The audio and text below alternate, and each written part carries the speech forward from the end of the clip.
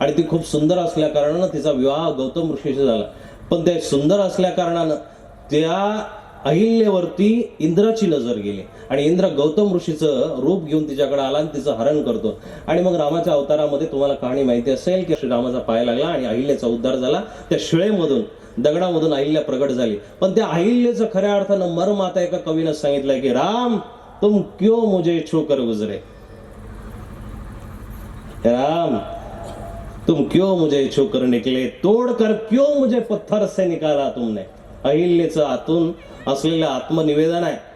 मूर्ती ही मुझे रहने देते, मूर्ती होती तो शायद मेरी पूजा होती. ती अहिल्या म्हणते की मूर्ती जर असते तर माझी पूजा झाली असती.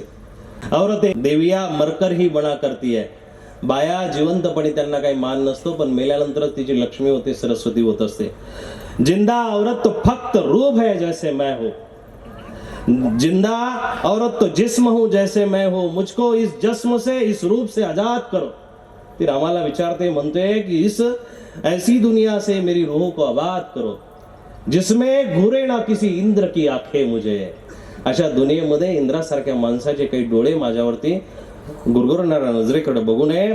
जिसमें फिर से कोई गौतम मुझे शापित ना करे, मेरी मर्जी के बिना मुझ पर कोई हुकूमत ना करे, फिर कोई मर्द मुझे देवी से औरत ना करे, फिर कोई मर्द मुझे देवी से औरत ना करे.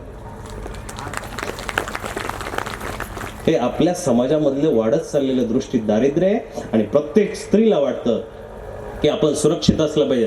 तुम्ही तिला सन्मान देत असताना तो सन्मान तुम्हाला पडद्याच्या आड सुद्धा देता आला पाहिजे.